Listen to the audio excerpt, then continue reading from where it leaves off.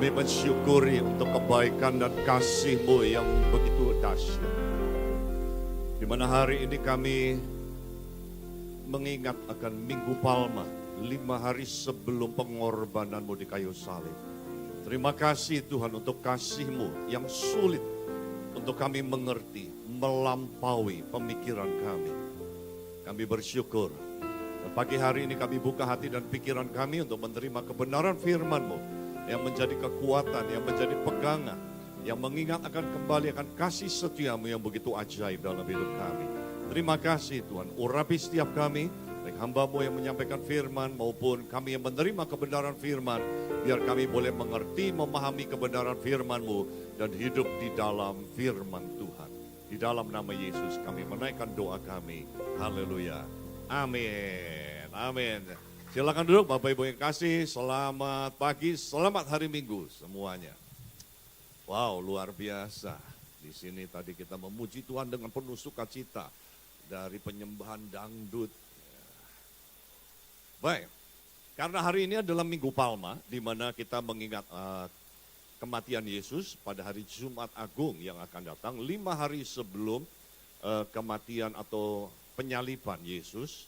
Ya, Yesus masuk ke Yerusalem dan disambut dengan apa? Palem. Ya, jadi Minggu Palma.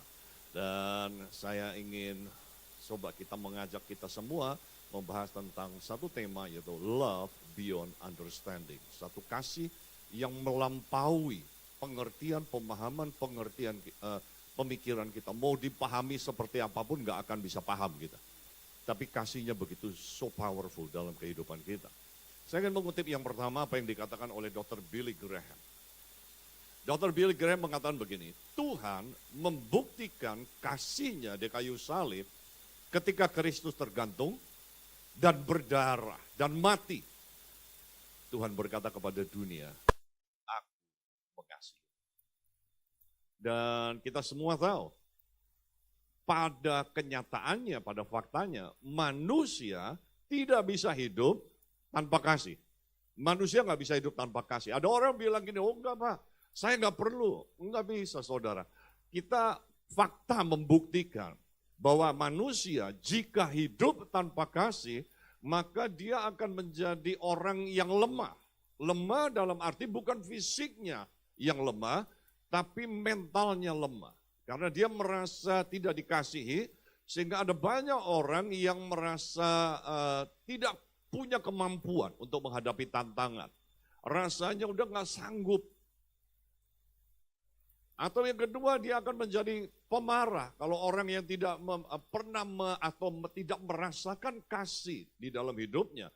Entah itu kasih Allah, entah itu kasih orang tuanya, entah itu kasih pasangannya, entah itu kasih siapapun. Tapi kalau pribadi, dia merasa dirinya tidak dikasihi, maka dia akan menjadi seorang yang pemarah. Atau juga dia bisa menjadi seorang yang bahkan bengis dan kasar. Dan bisa menjadi orang yang egois dan lain-lainnya. Ada banyak efek negatif bagi orang yang tidak pernah mengalami dikasih di dalam hidupnya.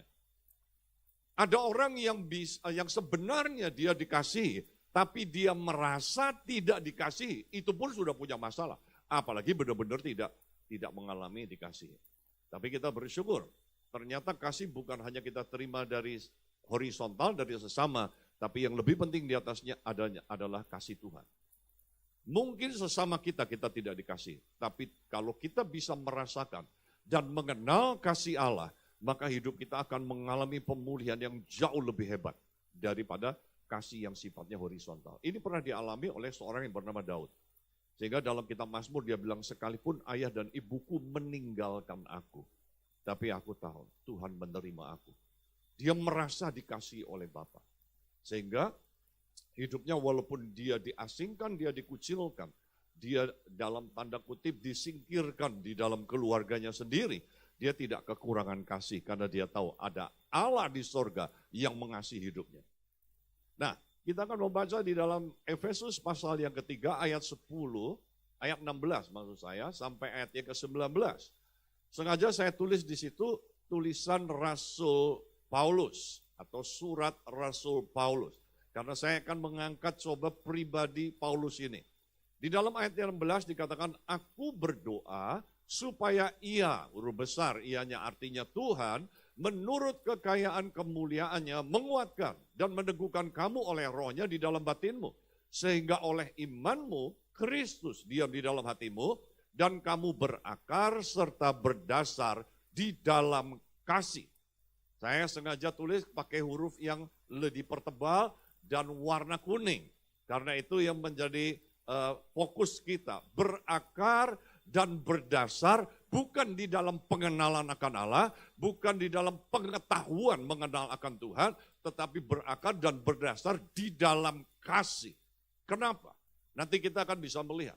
Karena kasih bekerja beyond our understanding. Sometimes kita tidak bisa memahami, tapi when love bekerja dalam hidup kita, maka kasih itu bisa membawa dampak yang jauh lebih besar yang melampaui pemikiran kita. Dan dikatakan ayat 18, aku berdoa supaya kamu bersama-sama dengan segala orang kudus dapat memahami. Apa yang perlu dipahami? Betapa lebarnya, panjangnya, tingginya, dan dalamnya kasih Kristus. Jadi sekali lagi Rasul Paulus mengatakan, supaya kamu dapat memahami kasih Kristus yang adalah lebar, panjang, tinggi, dalam. Dan dapat mengenal kasih itu. Jadi berkali-kali Rasul Paulus mengatakan engkau harus berakar dan berdasar di dalam kasih. Supaya kamu dapat memahami kasih Kristus. Dan supaya kamu dapat mengenal kasih Kristus. Sampai berkali-kali Rasul Paulus mengatakan supaya kamu bisa mengenal kasih Tuhan. Kenapa? Lalu dikatakan sekalipun ia melampaui segala pengetahuan. Aku berdoa supaya kamu dipenuhi di dalam seluruh kepenuhan Allah. Bagi dialah yang dapat melampaui jauh lebih banyak daripada yang kita doakan atau pikirkan. Seperti yang ternyata dari kuasanya, dari kuasa yang bekerja dalam kita. Bagi dialah kemuliaan di dalam jemaat dan dalam Kristus Yesus turun-temurun sampai selama-lamanya. Nah Bapak Ibu, mari kita lihat sedikit flashback ke belakang dari kehidupan seorang Rasul Paulus yang menulis kitab Efesus yang tadi kita baca. Sampai dia kenapa melakukan penekanan kepada kasih Kristus. Kita tahu di dalam Kisah Rasul pasal yang ke-22 ayatnya yang ketiga dan 4, ini sebagian saja, tapi saya ingin mengajak kita membaca bersama-sama. Di sini dikatakan demikian. Aku adalah orang Yahudi, saya tambahkan dari suku Benyamin. Saudara kalau tahu tentang sejarahnya Israel, setelah Raja Salomo, maka Israel terpecah menjadi dua. Israel Selatan, bagian bawah, sama Israel Utara. Israel Utara itu daerah atas, itu 10 suku. Israel Selatan itu cuma 2 suku. Israel Utara itu ibu kotanya Samaria, Israel Selatan ibu kotanya Yerusalem. 2 suku itu siapa? Suku Yehuda dan suku Benyamin. Ditambah lagi beberapa Lewi. Kalau suku Lewi tersebar di semua suku yang ada. Nah saudara, jadi suku Benyamin atau suku Benyamin yang merupakan bagian daripada wilayah selatan, ini punya keistimewaan tersendiri. Dikatakan demikian, lahir di tanah Tarsus, di tanah Kilikia. Tapi dibesarkan di kota ini, dididik secara teliti di bawah pimpinan Gamaliel. Gamaliel ini cucunya Hillel. Siapa Hillel? Hillel ini adalah pendiri golongan Farisi, orang yang sangat dihormati. Dan Gamaliel ini sebutannya bukan rabi lagi, Gamaliel disebutnya Raban. Raban itu artinya dia lebih tinggi dari rabi, orang yang sangat dihormati. Sehingga pada waktu kalau saudara membaca Kisah Para Rasul, saudara akan menemukan ketika Gamaliel ngomong kepada ahli Taurat, termasuk kepada imam besar, suaranya didengar. Kenapa? Karena Gamaliel orang yang sangat dihormati. Dan itulah gurunya Saulus. Dan Saulus adalah anak didik murid terbaik dari Gamaliel. Jadi saudara bisa bayangkan Saulus adalah seorang intelektual, orang yang mengerti tentang kebenaran firman Tuhan dalam arti hukum Taurat. Dengan sangat luar biasa. Dalam hukum nenek moyang kita. Sehingga aku menjadi seorang yang giat bekerja bagi Allah. Sama seperti kamu semua pada waktu ini. Dan aku telah menganiaya pengikut-pengikut jalan Tuhan sampai mereka mati. Bukan cuma menganiaya biasa. Dia begitu bengis, begitu kejam.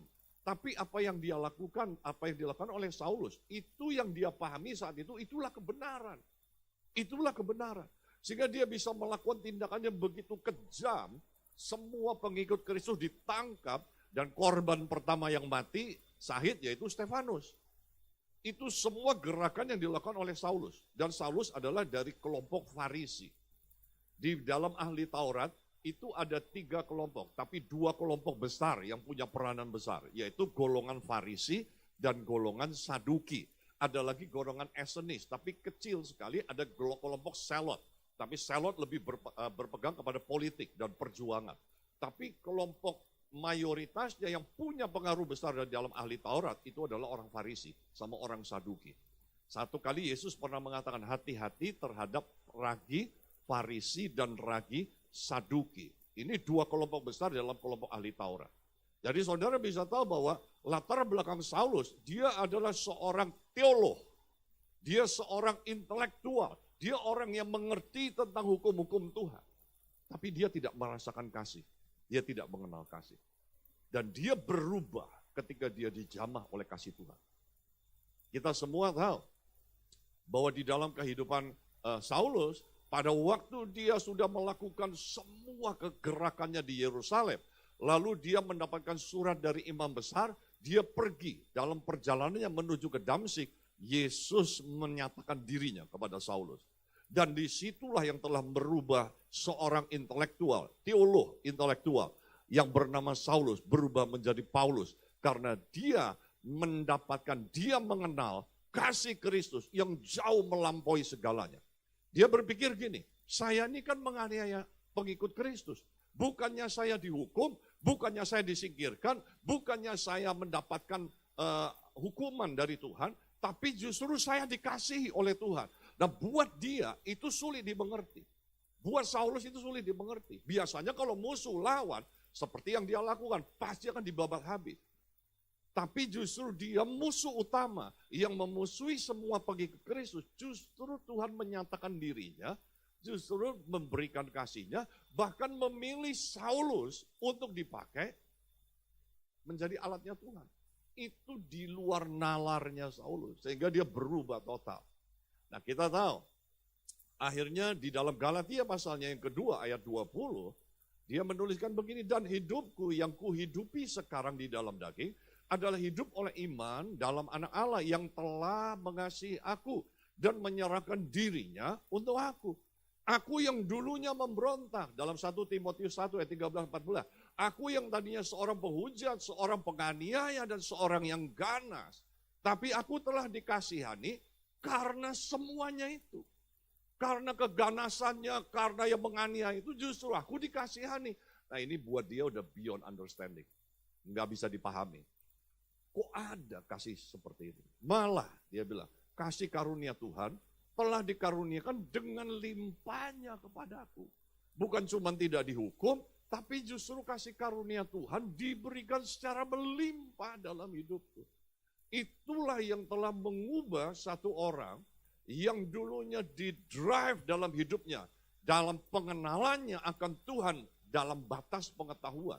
Tapi ketika kasih Allah menyentuh hidup dia berubah total. Jika dia mengatakan apa yang dahulu keuntungan bagiku, artinya prestasinya dia, statusnya dia, itu kuanggap sampah karena pengenalanku akan Kristus Yesus.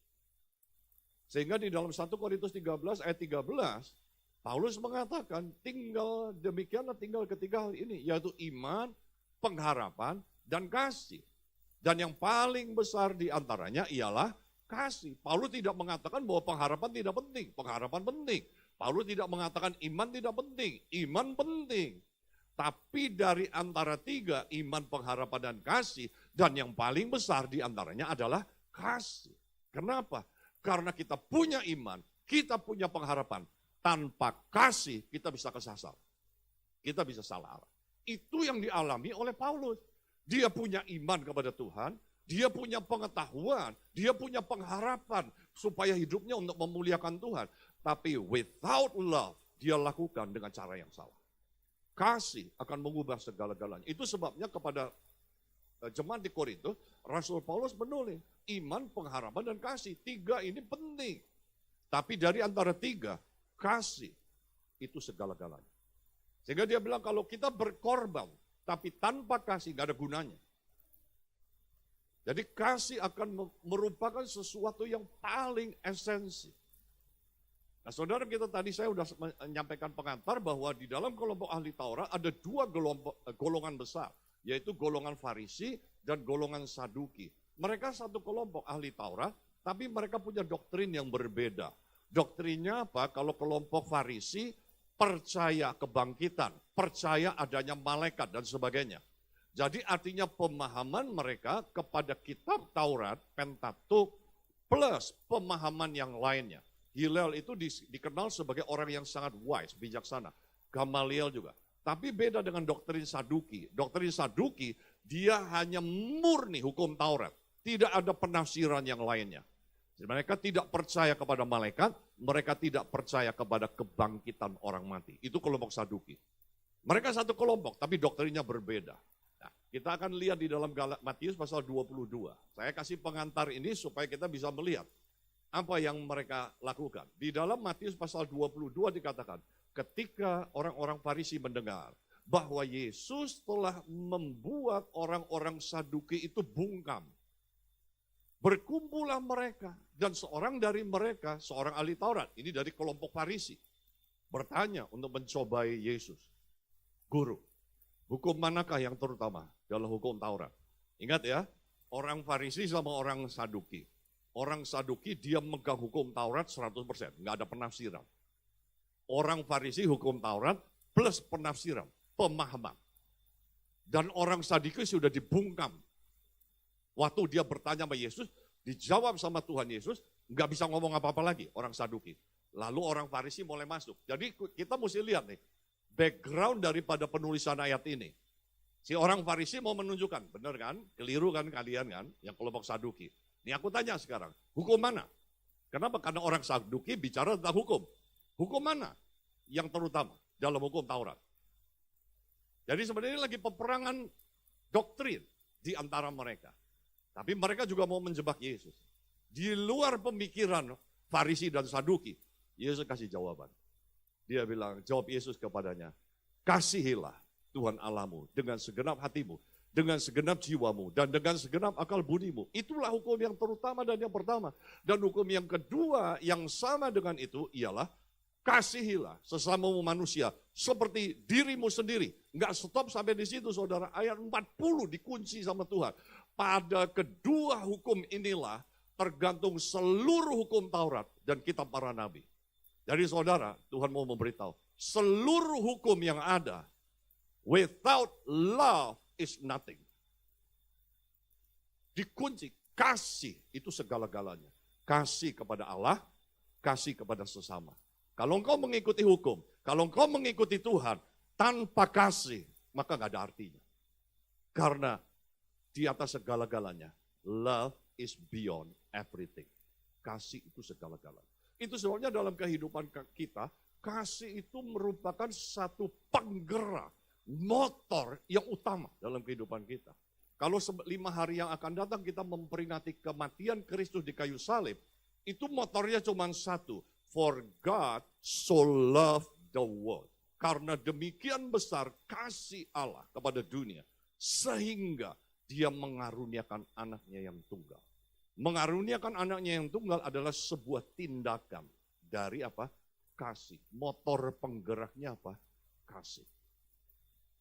Jadi ini sesuatu pemahaman yang begitu dalam di dalam kehidupan manusia. Tapi menyadarkan kepada kita bahwa dalam hidup kita, kita perlu kasih. Atau dengan kata lain di dalam slide yang selanjutnya, kita tidak bisa percaya Tuhan, kita tidak bisa menyembah Tuhan, kita tidak bisa melayani Tuhan hanya dengan pengetahuan. Tapi harus dengan kasih, dengan segenap hati mengasihi Tuhan. Makanya Tuhan bilang gini, kasihlah Tuhan Allahmu dengan segenap apa? Hatimu, dan dengan segenap apa? Jiwamu, dan dengan segenap akal budimu. Jadi yang harus di depan, yang ngedrive hidup kita, itu bukan pengetahuan, bukan akal budi, bukan jiwa kita, tapi love, kasih kepada Tuhan. Apapun yang kita lakukan dalam melayani Tuhan, Kalau kita melayani tanpa kasih, itu bahaya. Bisa ada motivasi yang lain. Bisa ada motivasi yang lain. Nah, kalau kita melihat di dalam Efesus pasalnya ketiga tadi, maka saya ingin mengajak ada 3 poin yang perlu kita tahu. Yang pertama, kasih dalam hidup orang percaya itu berasal dari Roh Allah. Makanya Rasul Paulus berkata, aku mau supaya engkau memahami, berakar dan bertumbuh di dalam kasih. Kasih berasal dari Allah. Aku berdoa supaya ia menurut kekayaan kemuliaannya, yaitu apa? Ia, Tuhan. Man cannot produce love. Kita mesti sadar, manusia itu nggak pernah bisa memproduksi kasih. Sejak manusia jatuh dalam dosa, manusia tidak memiliki yang namanya kasih. Dan God is love, Allah itu kasih. Jadi kasih itu harus apa? Dari Tuhan, kita dapatkan dari Tuhan. Matius pasal 11 ayat 28, Tuhan bilang begini, marilah kepadaku, semua yang letih, lesu, dan berbeban berat, aku akan memberikan kelegaan kepadamu. Bukan gini, aku akan memberikan pemahaman, aku akan memberikan iman, aku akan memberikan kekuatan kepadamu, enggak.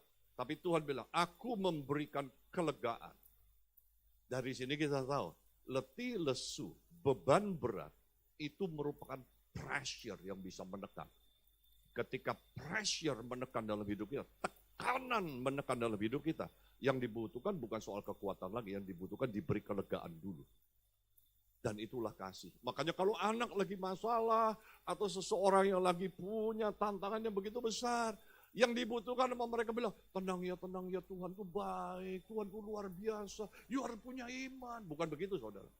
Orang kalau lagi sedih di jemaat saya ada yang kehilangan anaknya. Itu mamanya syok berat. Saudara dalam keadaan seperti ini, udah gak bisa diomongin apa-apa. Yang dibutuhkan cuma ada somebody, seseorang yang ada di sampingnya, peluk dia. Untuk bisa ikut bersama merasakan dia. Dan dia merasakan kelegaan. Itu yang Tuhan bilang. Kamu yang letih lesu beban berat, datang kepadaku. Aku berikan kelegaan kepadamu. Dan itu bicara tentang love. Anak nangis, mama aku takut. Dipeluk sama mamanya, dipeluk sama papanya. Tenang. Kemarin saya ketemu satu jemaat, udah 80 tahun. Anaknya yang kecil, yang nomor 2, hadir. Gitu. Lalu dia cerita, anak saya ini waktu lagi kena sakit demam berdarah. Udah hampir lewat, sudah hampir lewat, udah hampir pelan. Udah hampir bleeding, karena trombositnya udah terlalu rendah. 4 hari, dia bilang, anaknya nggak mau lepas dari dia. 4 hari, dipeluk sama bapaknya. Di rumah sakit pun ditepenin. Bapaknya nggak bilang, kamu percaya, beriman ya, beriman bu. Bapaknya cuma saja di sampingnya, dipeluk. Anak itu dapat kekuatan. Dan anak itu sehat. Hari ini punya anak 3, luar biasa, rumah tangganya diberkati Tuhan. Saudara, love itu power. Kasih itu kekuatan. Makanya Yesus bilang, datang kepadaku, aku beri kelegaan. Kelegaannya gimana? Bukan dengan teori, bukan hanya dengan dia menyatakan kasihnya kepada kita. Yang kedua adalah, kasih dalam hidup orang percaya itu bertumbuh dari dalam keluar. Ayat 16b, menguatkan dan meneguhkan kamu oleh rohnya di dalam batinmu. Bapak ibu saudara, kita tahu bahwa perubahan atau pembaharuan itu selalu dimulai dari dalam, bukan dari luar. Jadi kalau hari ini ada orang bilang gini, kabur aja dulu. Itu artinya apa? Hidupnya ditentukan sama yang dari luar. Karena luarnya dalam kondisi seperti ini, maka langsung keluar. Kabur aja dulu. Mau kabur kemana? Tarif naik di seluruh dunia, saudara. Bukan hanya di Indonesia. PHK bukan terjadi hanya di Indonesia. Di seluruh dunia terjadi PHK. Dunia sedang dalam kondisi seperti ini. Tadi saya lihat ada pengumuman, ada Pak Yungki di sini. Hari Sabtu ini ya. Hari Sabtu ini. Nah Sabtu kemarin di tempat saya gitu kan. Ngomong kita bahas tentang kabur aja dulu. Dan saya jadi teringat 25 tahun yang lalu, beliau juga udah dalam keadaan, tapi oleh anugerah Tuhan akhirnya saya bisa memuridkan beliau. Dari yang tidak mengenal Tuhan sampai bisa baca Alkitab, saya bersyukur. Makanya kemarin dia cerita, saya ini muridnya atau orang yang dimenangkan oleh Pak Lukito dan dibangun, dibina selama bertahun-tahun. Dan saya sangat berbahagia, kenapa? Sekarang orang ini sudah khotbah kemana-mana. Saya bersyukur sekali. Apa yang dia rasakan? Dia orang hebat, dia orang lulusan Kanada, dia orang punya knowledge. Satu, dia membutuhkan kasih Tuhan. Dan ketika kasih Tuhan menjamah hidupnya, hidupnya berubah. Jadi saudara, berubah yang di dalam. Matius pasal 12 ayat 35. Orang yang baik mengeluarkan hal-hal yang baik dari perbendaharaannya yang baik. Orang yang jahat mengeluarkan hal-hal yang jahat dari perbendaharaannya yang jahat. Jadi orang jadi baik atau jadi jahat tergantung perbendaharaannya. Orang jadi kuat, jadi lemah, tergantung daripada perbendaharaannya. Kalau perbendaharaannya sesuatu yang menguatkan dia, maka dia menjadi orang yang kuat. Tapi kalau di dalam perbendaharaannya, dalam hatinya, dalam pikirannya, adalah sesuatu kekhawatiran, ketakutan, maka dia akan menjadi orang yang lemah. Belum pernah ditemukan orang yang hatinya, pikirannya penuh dengan kekhawatiran, hidupnya penuh dengan kekuatan dan kemenangan. Nggak ada, saudara. Tidak juga ada orang yang hatinya penuh dengan kekuatan, kebahagiaan, sukacita, tampilannya nangis melulu, muram terus, mengeluh terus. Nggak ada, saudara. Yang keluar sukacita. Jadi perbaharuan itu dari dalam. Itu sebabnya kita perlu melakukan meditasi firman Tuhan. Karena perubahan di dalam. Roma pasal yang ke-12, ayat yang kedua, janganlah kamu menjadi serupa dengan dunia ini, tapi berubahlah oleh pembaharuan budimu, sehingga kamu dapat membedakan manakah kehendak Allah yang baik, yang kudus, dan yang berkenan kepada Allah. Itu Roma 12 ayat yang kedua. Bahwa pembaharuan budi, be transformed by the renewing of your mind. Pemikiran kita harus diubahkan. Saya nggak punya waktu untuk menjelaskan hal ini. Tapi meditasi firman Tuhan itu different sama membaca firman Tuhan. Banyak orang Kristen cuma membaca firman Tuhan, tapi tidak melakukan proses meditasinya. Padahal justru proses meditasi itulah yang jauh lebih penting. Baca firman Tuhan bagus, tetapi tidak maksimal berdampak dalam hidup kita, kecuali kita melakukan meditasi. Dan yang terakhir, yang ketiga, berakar dalam kasih Kristus. Jadi kasih dalam hidup orang percaya itu berakar dalam kasih, bukan berakar dalam pengetahuan. Yesus Kristus diam dalam hatimu dan kamu berakar serta berdasar di dalam kasih. Saya mau cerita tentang satu orang, ini true story. Satu rumah sakit yang ada di Oregon City, di Oregon State, di Amerika. Ada satu anak Tuhan volunteer, pada waktu doa dia mendapatkan menangkap pesan Tuhan untuk diutus untuk melayani orang-orang sakit jiwa yang ada di rumah sakit. Jadi dia mendaftar sebagai volunteer di rumah sakit jiwa tersebut. Setelah dia masuk, dia doa, dia melayani dengan sungguh-sungguh, baru dia temukan ternyata rumah sakit jiwa ini pasiennya kelas berat semua, saudara. Pasiennya kelas berat semua. Diajak ngomong udah gak nyambung, dilayani juga gak, seperti orang ngelempar batu ke lautan. Hilang, lenyap, nggak ada pengaruhnya apa-apa. Jadi si orang ini rasanya udah pengen mundur, tapi pada waktu dia mundur dia ingat karena Tuhan yang bawa saya ke tempat ini. Masa saya kalah? Tapi saya juga nggak tahu apa yang harus saya lakukan. Saya menunjukkan kasih, nggak ada hasilnya sama sekali, nggak ada dampaknya sama sekali. Nah dalam keadaan stres, artinya dalam keadaan dia bingung, mentok, udah gak tahu lagi apa yang harus dilakukan. Dia masuk ke dalam satu ruangan yang ada di dalam rumah sakit tersebut. Lalu dia mojok, di situ dia doa, Tuhan tolong aku, beritahu aku. Entah bagaimana, dia ingat lagunya pada waktu dia masih sekolah minggu dulu. Lagu Jesus love me, this I know, for the Bible tells me so. Yes, Jesus love me. Yes, Jesus loves me. Dia nyanyi sendirian sambil nangis, karena dia lagi frustrasi kan. Gimana nih udah berbulan-bulan ngelain orang jiwa kelas berat semua, gak ada dampaknya. Rupanya ada satu orang gila dari pasien di rumah sakit itu lewat. Dengar ada orang kok nyanyi di ruangan. Jadi dia lihat, siapa? Perawatnya ada di situ, volunteer itu. Jadi dia datengin, namanya orang sakit jiwa, saudara. Dia datang duduk di sebelahnya, karena liriknya begitu sederhana, si orang sakit ini ikut nyanyi, yeah Jesus love me, yeah Jesus love me. Ada orang sakit jiwa, pasien yang lain lewat lagi. Dengar. Ada orang nyanyi-nyanyi, siapa nih? Masuk ke ruangan itu. Ikut nyanyi, duduk di sebelahnya ikut nyanyi. Saya persingkat ceritanya, waktunya udah mau habis. Seluruh pasien rumah sakit jiwa masuk di ruangan itu, ikut nyanyi, Jesus loves me, this I know, for the Bible tells me so. 1 tahun dilakukan setiap hari. Setelah 1 tahun kemudian, seluruh pasien rumah sakit jiwa sembuh. Dan dijadikan museum rumah sakit ini. Oregon Museum Hospital. Salah satunya kisah yang terjadi. Ada 2 pasien rumah sakit jiwa yang masih belum sembuh. Yang lain semua sembuh. Yang 2 mungkin menurut saya perlu nyanyi 1 tahun lagi ke depan. That is the power of love.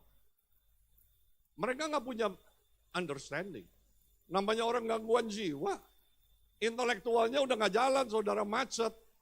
Tapi karena everyday mereka nyanyi, yeah Jesus loves me, yeah Jesus loves me. Hanya karena ngikutin yang 1 orang ini.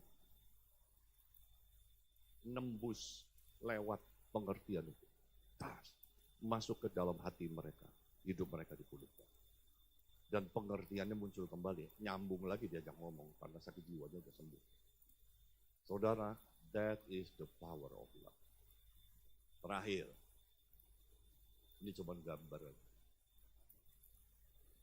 Love is not just a word, but power. Ada transformational power of love. Perempuan Samaria ketemu di sumur Yakub dalam Yohanes pasal yang keempat. Ketemu. Yesus ajak ngomong, kaget dong. Kok orang Yahudi ngajak ngomong saya, orang Samaria? Karena orang Samaria itu dipandang rendah sama orang Yahudi. Orang Samaria itu 10 suku yang tadi saya bilang. Orang Israel, kerajaan Israel 10 suku itu akhirnya dibawa ke Assyria. Hancur, habis, lenyap. Dan itulah orang Samaria, blasteran, Yahudi blasteran. Tapi yang kelompok kerajaan selatan yaitu kerajaan Yehuda. Terdiri dari 2 suku, Yehuda dan Benyamin. Itu bangga, mereka masih solid. Jadi waktu Yesus ngajak ngomong perempuannya kaget. Kamu orang Yahudi kok ngajak ngomong orang Samaria? Sudah gitu, ini laki. Sudah gitu, rabi. Kok ngajak perempuan? Ngajak ngomong perempuan. Wah, dia merasa tersanjung. Tapi itu heran, karena itu tidak umum pada zaman itu. Sehingga perempuan ini nanya, kamu orang Yahudi kok ngajak ngomong aku? Minta tolong lagi. Wah, itu tabu, saudara. Tapi dalam pembicaraan itu Yesus bilang, kalau engkau tahu air yang aku miliki dan aku berikan, maka air itu tidak akan haus lagi, membuat haus lagi. Oh, perempuan ini kaget, sebaliknya. Dia bilang, aku mau dong air itu. Jangan-jangan air mineral prima, edisi yang baru, yang sekali minum tidak haus lagi. Jadi dia minum. Nah, Yesus di sini ngomong, panggil dulu suami kamu. Aku belum punya suami itu. Yesus udah tahu belum? Udah tahu. Nggak marah. Bohong kamu. Dosa kamu. Enggak. Yesus malah bilang, dalam hal ini kamu berkata benar. Nggak disalahin. Bukan bilang, oh kamu kawin cerai 5 kali gitu. Benar kamu, bukan. Dalam hal ini pengakuan kamu benar. Baru Tuhan buka. Karena kamu telah pernah punya 5 suami. Dan laki-laki yang bersama dengan kamu itu bukan suami kamu. Artinya ini orang udah pernah kawin cerai 5 kali. Dan trauma dengan perkawinan. Sehingga dia pikir, kawin pertama cerai, kawin kedua cerai, kawin ketiga cerai, kawin 4 cerai, kawin kelima cerai. Udah gak usah kawin lagi deh, tapi saya gak bisa hidup sendirian. Makanya yang ke-6 kumpul kebo. Karena udah capek dia. Udah trauma sama yang namanya perkawinan. Gak perlu lagi ada ikatan perkawinan. Nanti juga cerai lagi. Ngapain? Ini udah trauma. Tapi Yesus gak sedikit pun sentuh, gak sedikit pun marahin. Dia bilang dalam hal ini kau berkata benar. Kaget dong perempuan ini. Wah, dia bilang nyata benar. Engkau pasti Mesias. Dari mana engkau tahu semua latar belakang hidupku? Dan itu membuat dia terbuka. Dia datang jam 12 siang mau ngambil air. Itu air udah gak dipikirin lagi sama dia. Langsung masuk ke kota Sikar. Waktu sampai di kota Sikar, dia teriak-teriak di tengah-tengah kota Sikar. Woi, woi, aku ketemu Mesias. Dia ceritain semua masa laluku. Masa lalunya bukan juara 1, juara 2, juara 3, juara 4, bukan. Masa lalunya memalukan, saudara. Dia malah teriak-teriak di tengah kota. Nah sekarang kalau kita jadi orang Sikar, penduduk kota Sikar, dia bilang ini cewek, ini nggak bener nih, amoral, pelakor nih. Hidupnya kayak begini tiba-tiba ngomong rohani. Ada yang mau dengerin nggak? Logikanya nggak ada yang mau dengerin dong. Tapi bayangin, seluruh kota Sikar pengen ketemu Yesus. Apa yang mengubah perempuan itu? Kasih Tuhan. Bukan hanya mengubah hidup perempuan ini, tapi wibawa ilahi turun di atas hidup itu. Saudara, ketika kasih Allah mengubah hidup seseorang, bukan hanya kita yang dipulihkan. Tuhan bisa pakai kasih itu transfer keluar kepada orang lain. Satu orang menjadi volunteer di rumah sakit jiwa, seluruh pasien orang jiwa, orang gila, sakit semua, sembuh semua. Keluar semua. Satu orang dipakai. Saya percaya siapapun kita bisa dipakai Tuhan untuk mentransferkan kasih kepada orang sekeliling kita. Mungkin kita juga mentok, Tuhan aku nggak ngerti gimana caranya. Percayalah, kalau kasih Tuhan bekerja dalam hidup kita, beyond our understanding, itu akan menjamah orang-orang di sekeliling kita. Karena itu sediakan hidup kita, Tuhan pakai aku, supaya aku bisa mentransfer. Slide terakhir. God's love is beyond understanding. Kasih Allah melampaui pengertian. Kalau lihat dari slide ini, yang pertama itu adalah kelompok intelektual yang diwakili oleh Saulus. Yang kedua, kelompok yang nggak punya intelektual sama sekali karena sakit gangguan jiwa. Yang kelompok ketiga, intelektualnya ada tapi sakit hati, hancur-hancuran. Kita berada di kelompok mana? Nggak penting, saudara. Mungkin kita di kelompok pertama, mungkin kita di kelompok kedua, mungkin kita di kelompok ketiga. Tidak penting. Tiga kelompok ini, apapun kelompoknya, ketika kasih Allah bekerja, itu akan mengubah kehidupan kita. Dan itulah yang kita akan peringati hari Jumat Agung. Kasih Tuhan yang sudah dia nyatakan bukan hanya dengan perkataan, tapi dengan tindakan pengorbanan di kayu salib. Ini penutup, benar-benar penutup. Ya Pak Herbert ya minta izin lagi ya. Slide terakhir. Nah ini, kita baca ya. Di sini dikatakan, love is not merely a fleeting emotion. Cinta bukan sekedar emosi sesaat. Cinta adalah sebuah keputusan. Sumber segala cinta adalah Tuhan, Sang Pencipta. Cinta sejati dengan berbagai aspeknya seperti kesetiaan, kasih sayang, keadilan, kemurahan hati, kehormatan, dan kerendahan hati. Hanya dapat dialami dengan percaya kepada Yesus Kristus, Sang Sumber Cinta. Pertanyaan terakhir, sudahkah Anda percaya Yesus? Sudahkah Anda percaya dengan segenap hati? Kalau Tuhan bilang, kasihilah Tuhan Allahmu dengan segenap hatimu, dengan segenap jiwamu, dengan segenap akal budimu, yang diuntungkan bukan Tuhan, tapi kita. Karena kasih Allah yang begitu dahsyat itu akan mengubah seluruh kehidupan kita. Bukan hanya mengubah kehidupan kita, tapi kita dipakai Tuhan membawa perubahan di sekeliling kita. Jadi orang yang membawa perubahan. Amin. Mari kita bangkit berdiri. Kita naikkan pujian ini, terlalu besar sebagai lagu kita, doa kita merenungkan kepada Tuhan. Kalau ada di antara Bapak Ibu Saudara yang hari-hari ini mungkin saudara sedang menghadapi tantangan besar. Saudara menghadapi tekanan besar, mungkin dalam usahamu, mungkin dalam pekerjaanmu, mungkin dalam rumah tanggamu. Dan rasanya udah mentok, udah gak tahu lagi apa yang harus aku lakukan. Jangan putus asa. Ketika kita mentok, masih ada satu jalan keluar yang so powerful, yaitu kasih Tuhan. Minta Tuhan, aku ingin merasakan kasih-Mu. Kalau ada di antara saudara yang belum percaya Yesus, buka hatimu, terima Yesus. Setelah itu datang nanti setelah ibadah kepada Pastor Herbert untuk bisa dilayani, di follow up yang selanjutnya. Minggu lalu, di gereja kami, ada orang yang habis mendengarkan firman Tuhan. Dia bingung. Minggu lalu kami perjamuan kudus, minggu pertama. Pada waktu perjamuan kudus, diberitahu bahwa yang belum percaya Yesus jangan terima perjamuan kudus. Dia nggak mau terima perjamuan kudus. Selesai ibadah, dia datang. Dari latar background saudara sepupu kita. Dia hadir.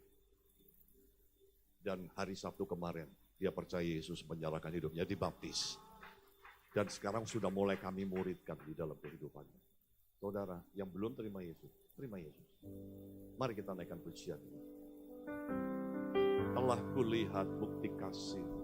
Telah kulihat Bukti kasih-Mu. Kau menderita gantikanku.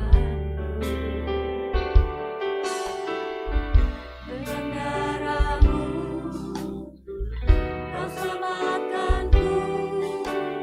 Diriku hidup menyenangkan. terlalu besar kasih-Mu Tuhan. Terlalu besar kasih-Mu Bapa, pengorbanan yang Kau berikan bagiku. Amin, amin. Terlalu dahsyat Tuhan. Terlalu mahal darah-Mu Yesus tercurah untuk menebus hidupku. Terlalu besar Amin, Tuhan kasih-Mu terlalu besar, melampaui pengertian kami. pengorbanan yang Kau berikan. Pagi hari ini Tuhan, kami membuka hati kami untuk menerima kasih. Terlalu mahal Lebih lagi dalam hidup kami. darah-Mu Yesus tercurah untuk menebus hidupku. Saya ingin berdoa bagi Bapak Ibu Saudara. Engkau yang membutuhkan jamahan kasih Tuhan pada pagi hari ini. Taruh tangan kananmu di dadamu dan katakan, Tuhan, aku membutuhkan kasih-Mu. Lebih lagi Tuhan. Tuhan, aku mau percaya kepada Engkau.